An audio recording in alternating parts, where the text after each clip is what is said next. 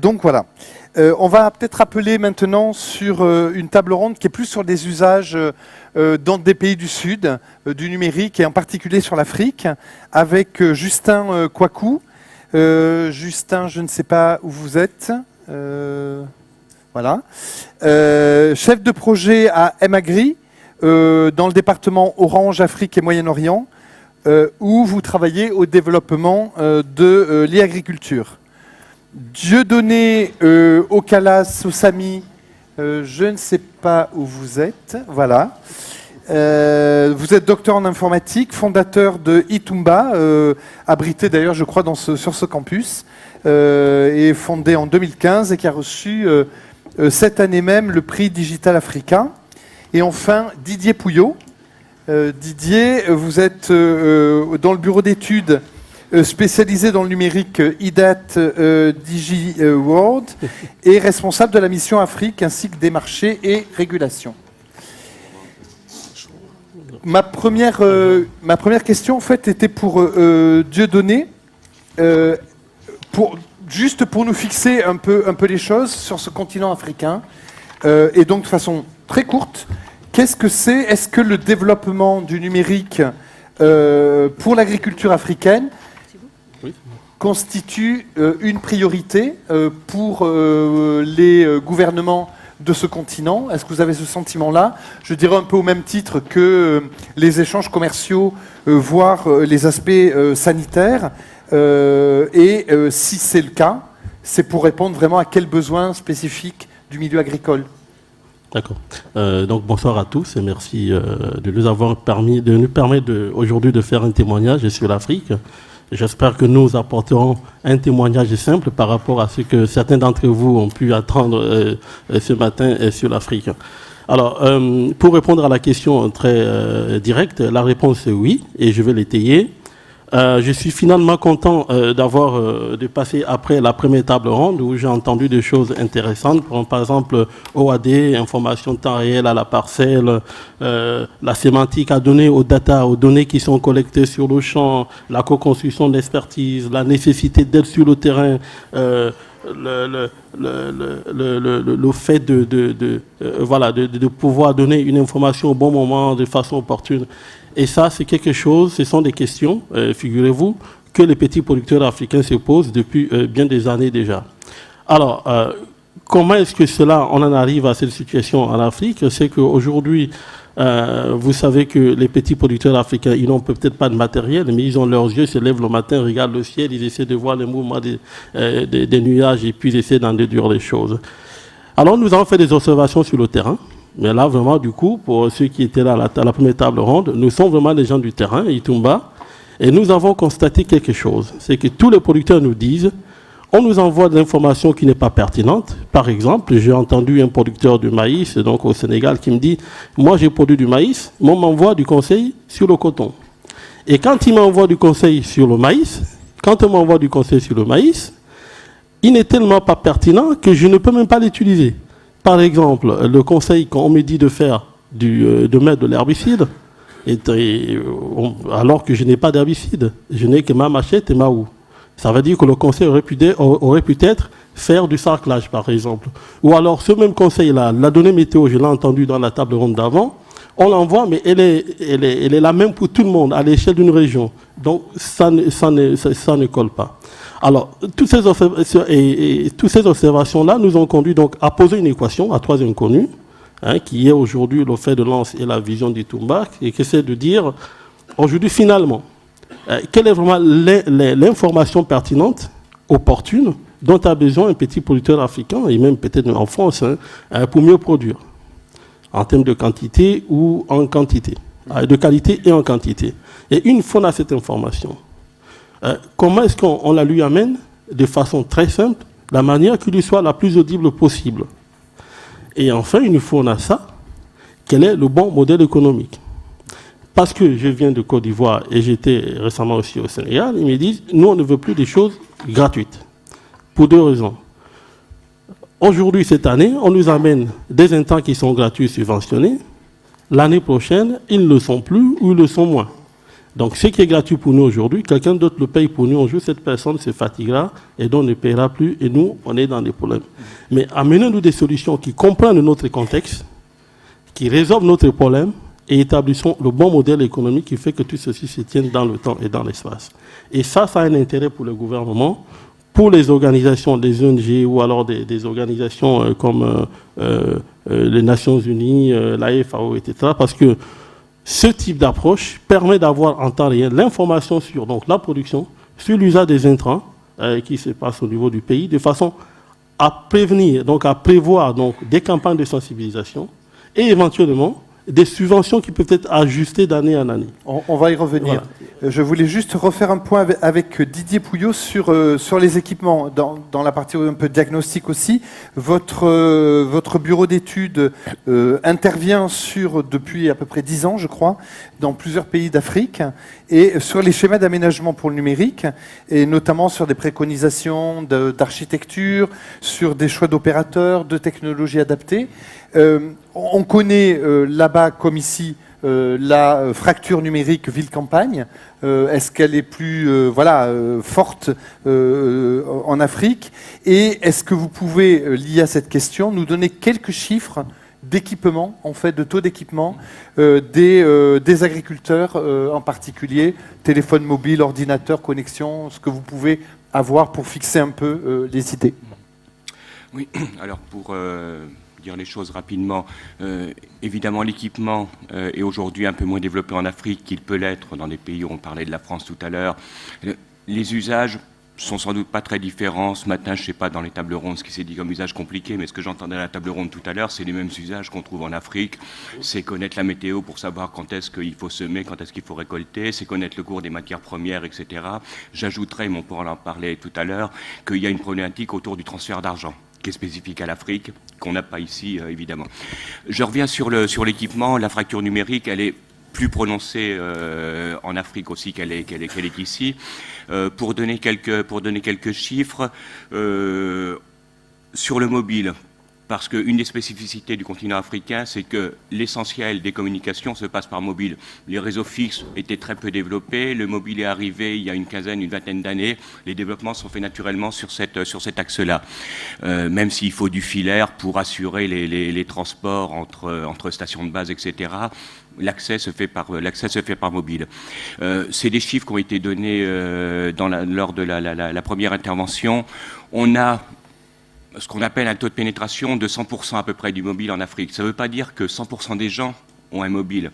Ça veut dire qu'un certain nombre de personnes ont 2-3 cartes SIM et qu'au final, la GSMA, donc, qui est l'association internationale qui mesure l'équipement mobile, estime qu'il y a un petit peu plus de 50% de personnes en Afrique qui aujourd'hui sont équipées du mobile. 50%, ça veut dire qu'il y en a 50% qui ne le sont pas.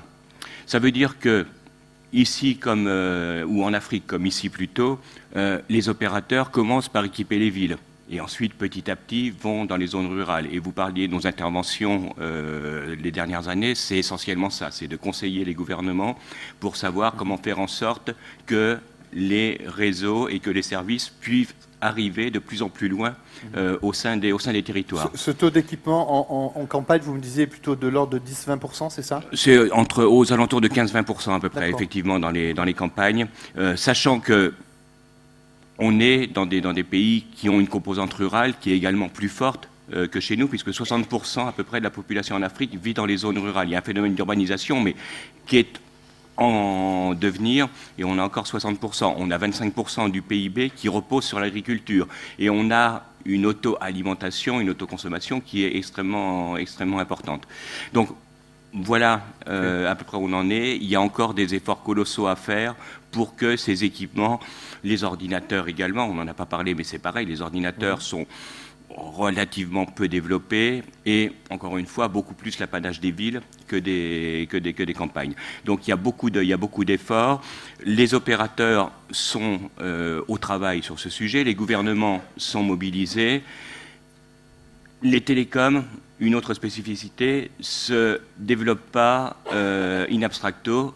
Il faut en particulier l'électricité pour alimenter ces réseaux et c'est un autre problème. C'est-à-dire que le problème de la disposition de réseaux électriques en permanence est aussi un frein au développement des télécommunications et encore une fois en particulier dans les zones rurales. Donc tout se concentre au sein de ce monde agricole en termes de handicap, je dirais, pour avoir des conditions qui soient complètement satisfaisantes. Et pour finir juste sur cette présentation rapide de l'équipement, on est plutôt sur du 2G et 2G amélioré que sur du 3G. Alors oui, la réponse est oui. Après, j'anticipe peut-être sur d'autres points qu'on va évoquer. Il y a une créativité de la part des développeurs d'applications qui fait qu'on arrive à gérer ça sur de la 2G, sur de la 5G. On n'est pas sur des sites internet, on est sur des échanges de SMS, mais ça fonctionne tout à fait bien. Des cours de matières premières, ça se transfère tout à fait par le biais de SMS et la 2G est tout à fait satisfaisante. Alors pour ça. Justement là-dessus, Justin Kouakou, vous êtes donc à Orange, Orange Afrique, et vous développez toute une série de services de nature aussi très différente. On l'a dit toujours un peu sur les mêmes problématiques, météo, les marchés, les techniques culturales. On parlait des freins ou des limites, en tout cas liées à l'équipement, des infrastructures. Il y en a une autre qui est importante et sur laquelle vous avez dû réfléchir tous, qui est la question de l'analphabétisme. Et par rapport à cette question qui est quand même absolument centrale, on doit adapter une réponse particulière en termes d'information et d'accès à cette information. Vous pouvez nous en dire quelques mots ? Et quelles sont les solutions que, du coup, vous arrivez à mettre en œuvre ? Je pense que c'est quand même une très bonne question. Donc, on a commencé à Orange à travailler avec les agriculteurs via les fournisseurs de contenu agri. Depuis 2011, donc on a lancé pas mal d'initiatives. Et donc, on s'est buté à une problématique, c'est un peu le problème de l'analphabétisme, comme tu l'as dit. Donc, la plupart des agriculteurs en Afrique ne savent ni écrire, alors que la plupart des solutions ou encore des services qu'on proposait, c'était des services écrits. Et donc, comment toucher ces personnes? Et donc, du coup, on a pensé à travers ces deux axes. Le premier axe, c'est de construire des call centers ou bien des services clients où il y aura peut-être des techniciens en agriculture ou bien des conseillers en agriculture qui seront dédiés. Et donc, les agriculteurs, via un numéro ou bien un numéro long, appellent directement ce call center pour avoir des réponses aux questions qu'ils souhaitent. Et donc, ça, c'est le premier outil qu'on a utilisé pour pallier à cela. Le deuxième outil, c'était de proposer des services vocaux, c'est-à-dire que l'agriculteur, via son téléphone, peut écouter un peu les messages vocaux, les messages audio qui sont envoyés. Voilà. Donc, voici un peu les deux outils qu'on a utilisés pour pallier à cela. Juste pour rappeler, le numéro de téléphone où vous pouvez poser vos questions, c'est le 06 45 69 40 89. Oui, Dieudonné, peut-être un petit complément. Je sais que les smileys sont aussi évidemment un moyen de communication important. Et lié un peu à ça, en fait, ma question, c'est finalement ces outils d'aide à la décision, c'est particulièrement ce sur quoi votre société travaille. Est-ce que finalement, elles sont destinées à potentiellement tous les agriculteurs, ou je dirais plutôt des têtes de pont, de réseau, qui sont peut-être moins, qui sont capables, eux, derrière, de rediffuser, de réadapter l'outil? Comment ça marche? Oui, c'est pour ça que j'ai beaucoup d'affection pour le thème qui a été employé tout à l'heure, celui de co-construction, parce qu'on ne construit pas de tels outils en étant ici en France ou même à Dakar pour des villageois qui sont à 500, 600 km. Il faut vraiment travailler avec eux, comprendre. Il se trouve que par rapport à notre expérience au Sénégal, on s'est rendu compte qu'il y a des agriculteurs qu'on appelle de relais qui sont des leaders, c'est-à-dire qu'ils sont formés et ils tiennent vraiment un petit cahier pour suivre tout le monde dans le village, où ils notent des choses, des interventions sous forme phonétique. Nous, j'ai appris par exemple, et c'était vraiment très, très, très épanouissant, au Sénégal, 1 hectare pour eux, ils appellent ça 4 cordes. Et croyez-moi, on a testé cela avec un pointage GPS et ça tombait pile poil. On disait, cette parcelle, c'est 4 cordes. On a fait le tour, c'était vraiment 1 hectare. Et 4 cordes, c'est 1 hectare. Donc, ils ont des langages comme ça. Quand on comprend ces langages, quand on travaille avec eux, on peut faire de la bonne adaptation, donc des outils, et avoir une présentation de l'information dans le langage à eux, ce qu'ils comprennent. Parce que l'objectif, ce n'est pas de leur dire de changer, parce qu'on ne peut pas changer le monde. mais on peut changer soi-même. Donc nous, ce que nous faisons, c'est d'essayer de changer nous-mêmes, de mettre la complexité de notre côté, de façon à adapter le conseil pour qu'il soit utile et utilisable. Lié à cette question, vous l'avez dit d'ailleurs d'entrée de jeu en vous présentant, vous avez dit le problème c'est que souvent les agriculteurs se plaignent que l'information qu'on leur envoie, elle est juste pas au niveau et surtout elle n'est pas adaptée à leurs besoins. Donc toujours pareil, en fait, typiquement sur les produits que vous proposez, qui nourrit ces données-là? Et quelle est la part, justement, de participation de l'agriculteur sur le terrain? Alors, nous avons la chance donc, de vivre à Montpellier, enfin, d'être créé à Montpellier, parce que Montpellier, c'est vraiment une grande place où il y a toute une intelligence au niveau agronomique, c'est vraiment un grand pôle d'excellence. Et ça nous a permis d'utiliser quelque chose qui est très important, qu'on appelle des modèles agronomiques. Donc, qui nous permettent, en fonction donc, des données qui viennent du terrain, qui sont saisies par le technicien, parce qu'il faut dire en Afrique, il y a différents types de petits producteurs. Il y a des producteurs qui sont dits encadrés, c'est-à-dire qui sont dans des filières comme du coton, du maïs, du soja. Ceux-là, ils travaillent avec des agro-industriels français ou allemands européens qui travaillent pour eux, qui préfinancent leurs intrants, qui leur donnent un accompagnement technique qui est un technicien. Le problème, c'est qu'il y a un rapport de un technicien pour 1000 petits producteurs, dont matériellement, il ne peut pas suivre. Donc, avec ce genre d'outils, des outils comme les nôtres, donc ça permet de mettre le technicien vraiment au cœur du système, accompagné, épaulé par ce que je viens de dire, les agriculteurs leaders qui sont de relais, qui sont par ailleurs rémunérés par leurs pairs, par la communauté, les agriculteurs qui les ont élus comme relais. Au Sénégal, c'est 1 franc CFA, donc à peu près quelques centimes d'euros par kilo de coton. Donc, eux, ils se sont organisés. Il y a tout un modèle qui est bien organisé, il suffit de le comprendre et puis de mettre des niveaux d'information. Nous avons 4 niveaux d'information. Au niveau de l'agro-industriel, donc qui est à Paris ou à Dakar, au niveau de la filiale qui est vraiment en région, au niveau du technicien qui lui peut faire des simulations, qui peut tester des choses, des scénarios, et le niveau de l'agriculteur et du relais. Ces 2 derniers niveaux, est-ce qu'ils remontent vers vous pour nourrir vos propres modèles? Ils remontent vers nous parce que quand on fait une intervention, il faut le dire, quand on l'a fait, quelles sont les quantités apportées, sur quelle parcelle ça a été fait. Et avec notre façon de présenter l'information, donc sur forme simple SMS ou alors sur forme iconique, c'est très facile, c'est un simple clic et le message il est parti. Sachant que eux, quand on dit à un petit producteur d'apporter de l'intrant, on ne lui dit pas de mettre 50 kilos, on lui dit qu'il faut mettre tel kit, parce que les intrants, eux, on ne les distribue pas kit. On sait que 50 kilos, avec tout ce qu'il faut, 25 kilos, on lui dit, mets les 25 kilos, il va mettre. Donc, l'information doit remonter pour que le modèle puisse fonctionner. D'accord. Justin, je voulais rebondir sur un aspect qui était qui vous touchiez, en gros. Enfin, voilà, est-ce que vous avez un peu une donnée sur vous ou vos concurrents ou d'autres acteurs du numérique en Afrique? Combien d'agriculteurs sont touchés par ces différents outils? Et est-ce que aujourd'hui, c'est un modèle économique, ce domaine agriculture numérique en Afrique, c'est un modèle économique qui est viable pour vous? Ok, donc la première question, c'est notre cible qui nous touchons. Et donc, principalement, on a 2 types de cibles. On a les agriculteurs de façon individuelle, qui constituent notre première cible. Notre deuxième cible, ce sont tous ceux qui sont, toutes les sociétés agro-industrielles. Ça peut être les sociétés agro-industrielles, ça peut être aussi des coopératives agricoles, ça peut être des ONG agricoles, ça peut être aussi des associations agricoles. Et donc, principalement, on a 2 cibles. Donc, la première cible, c'est le B2C, donc les agriculteurs de façon individuelle. Et la deuxième cible, c'est un peu les agriculteurs qui font du business, en fait. Et donc, ça constitue notre deuxième cible, notre cible. Et donc, pour chacune de ces cibles-là, on développe avec comme vous le savez, nous sommes opérateurs de téléphonie, donc notre métier, ce n'est pas de l'agriculture. Donc, par contre, on travaille avec des acteurs qui sont dans le domaine agricole, qui nous fournissent l'information agricole et donc que nous, on diffuse à travers notre plateforme, à travers notre réseau. Et donc, concernant la viabilité de ce modèle, une très bonne question.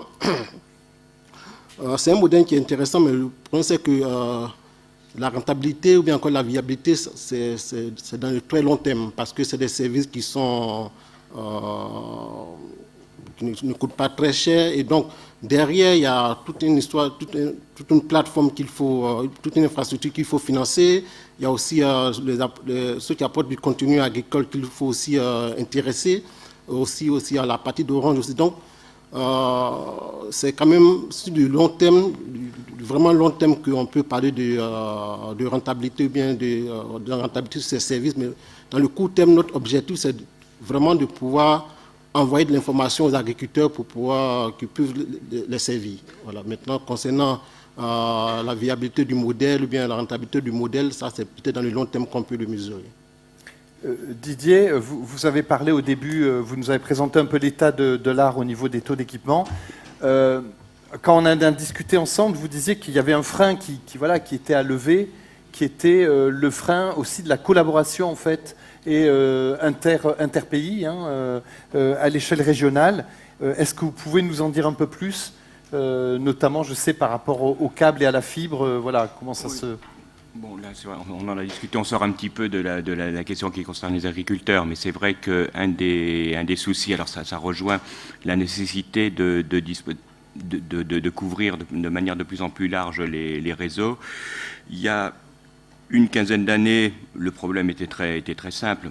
L'Afrique était quasiment pas reliée au reste du monde, donc il y avait une économie et des systèmes de communication qui fonctionnaient un petit peu en circuit fermé. Aujourd'hui, les choses se sont améliorées. Il y a effectivement des câbles sous-marins qui aujourd'hui ceinturent complètement l'Afrique et il y a des capacités qui arrivent au moins au bord de la mer et qui desservent une partie, pas forcément la totalité, des pays limitrophes. Donc déjà, le premier souci, c'est pour ces pays qui sont au bord de la mer, de faire en sorte, comme on le disait tout à l'heure, qu'à l'intérieur des pays, il y ait des artères, des backbones, comme on dit en matière de télécommunications, qui apportent le réseau de plus en plus loin et qui couvrent progressivement l'ensemble du territoire. Pour les pays qui sont enclavés, donc au milieu du continent, la problématique est encore plus compliquée parce qu'il faut effectivement porter non seulement les réseaux plus loin, mais il faut passer les frontières. Et les frontières en termes d'accords, négociations économiques, négociations techniques, etc. entre pays, c'est quelque chose qui est extrêmement difficile. Ça l'est déjà en Europe, ça l'est au moins autant en Afrique. Alors, il y a des solutions alternatives. Il y a le satellite, mais jusqu'à une période récente, en tout cas, ça coûtait relativement cher. Donc après, on est dans des questions économiques. Le câble sous-marin a au moins un avantage, c'est que ça a permis de faire baisser les prix. Donc c'est tout un écosystème qui est en train de se mettre en place du point de vue économique, du point de vue technique. Mais encore une fois, c'est, comme je le disais tout à l'heure, en devenir. On est encore loin d'avoir un territoire qui soit complètement desservi. À l'arrivée, est-ce qu'on est sur des coûts de prestations qui sont accessible pour à peu près... alors, ça dit quoi? Il pleut dans la bosse, oui, effectivement. Ouais, c'est une info vachement adaptée. Merci, Aurèle.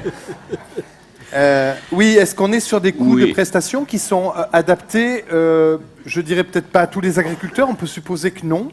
Mais peut-être que je suppose mal, en fait. Non, qui le sont. Enfin, je pense que pour les personnes, et je pense qu'il y en a un certain nombre ici qui ont eu l'occasion d'aller en Afrique, quand on voit le prix des services et le prix des services mobiles en particulier, on est épaté par le rapport quantité ou qualité-prix qu'on peut avoir. Pour vous donner un ordre de grandeur, l'ARPU, c'est-à-dire la dépense moyenne sur un mobile dans les pays d'Afrique subsaharienne, on va dire, c'est de l'ordre de 4 € par mois. À peu près. Et pour 4 €, vous avez de la data, vous communiquez très très rapidement, etc.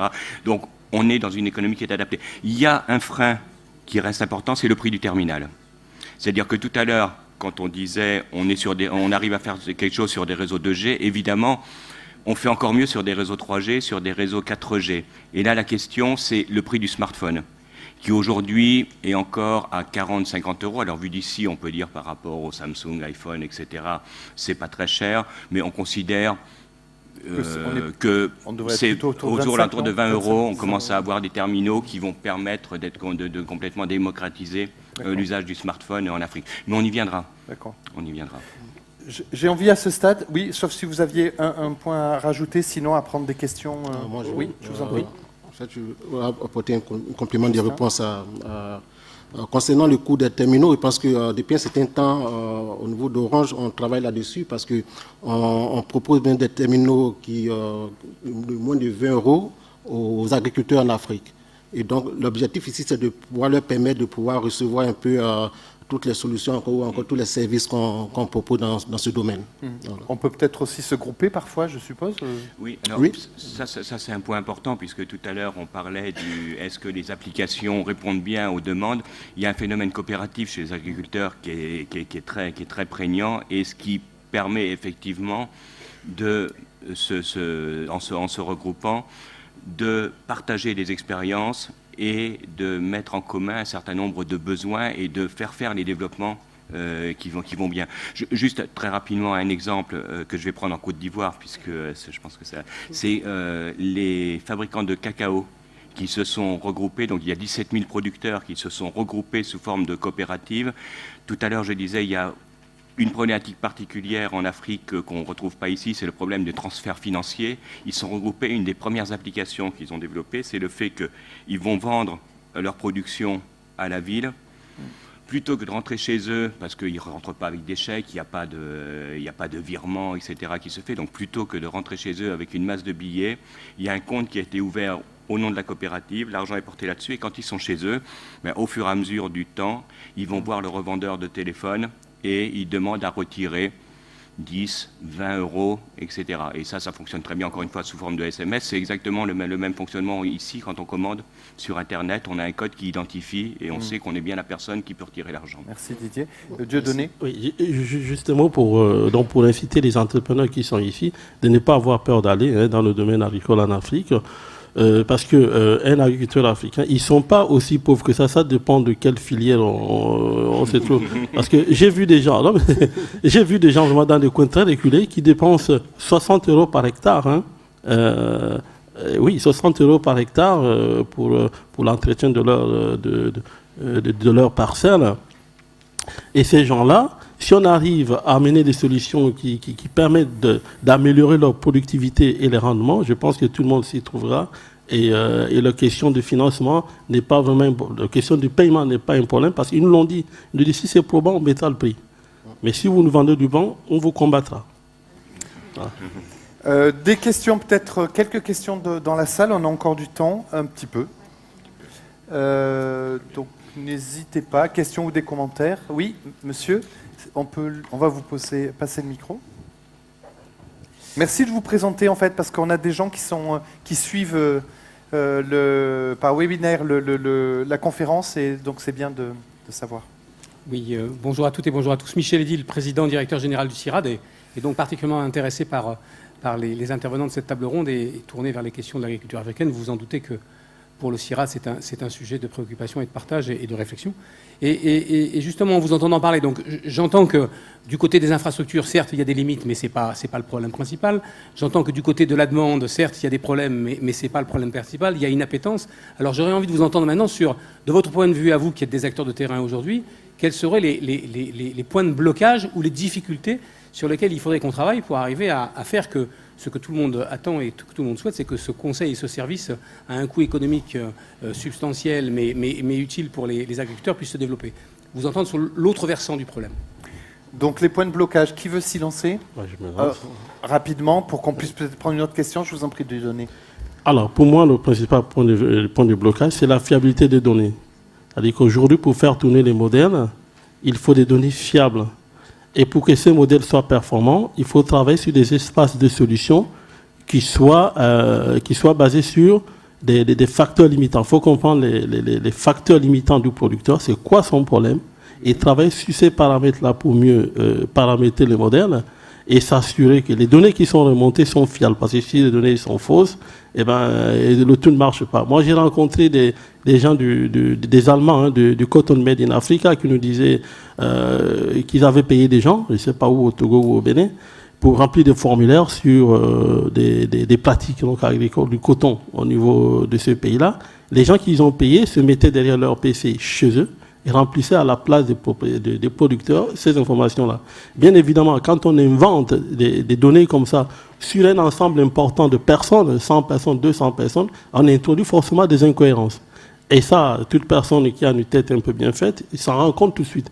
Et donc, ils s'en ont rendu compte de la supercherie. Donc, le principal problème pour moi, c'est celui-là qu'il faut résoudre. Justin, le principal frein que vous voyez?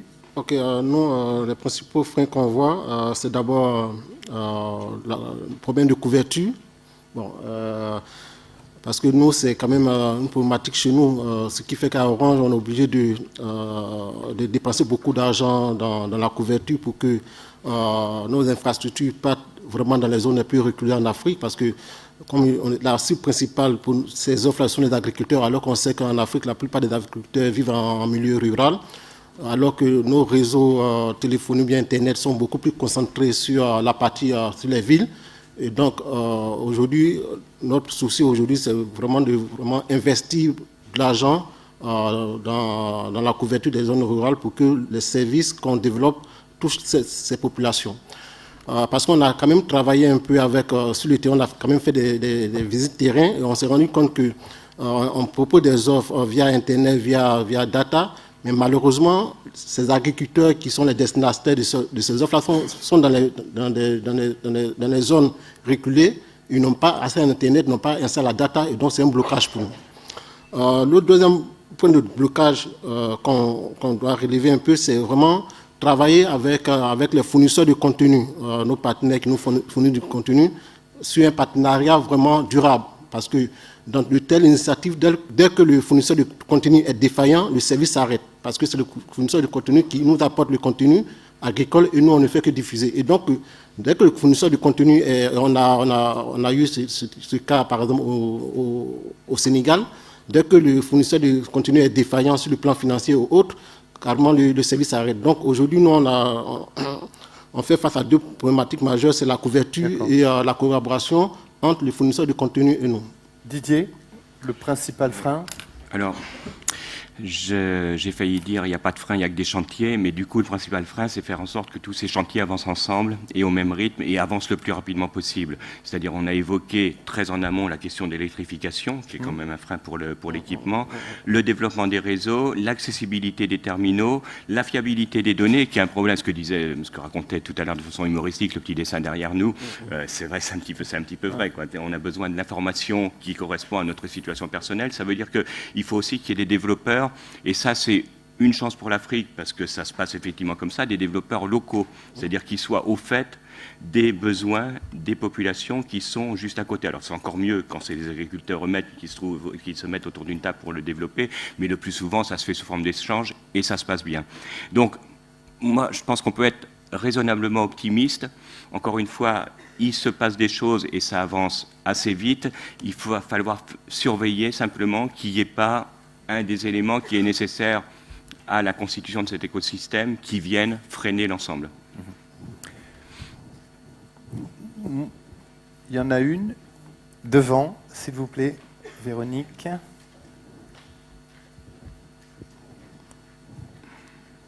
Merci. Donc Véronique Bellon-Morel.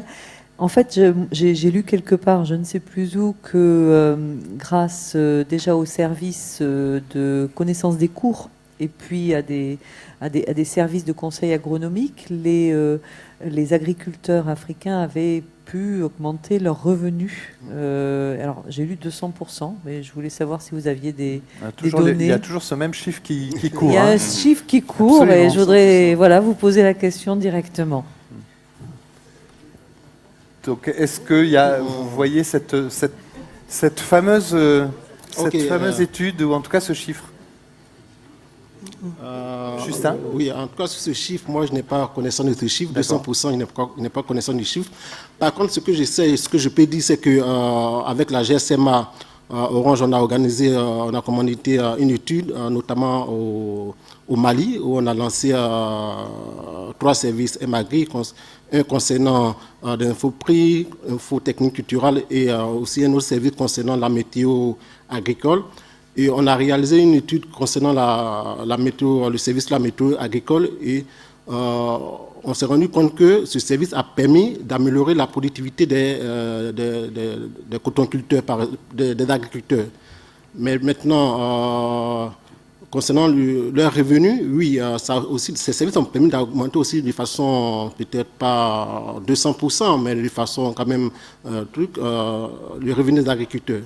Parce qu'on a fait quand même, on a pris deux éléments, c'est-à-dire que les revenus des agriculteurs avant ces services, et les revenus des agriculteurs après ces services, et on a constaté qu'il y a quand même une augmentation.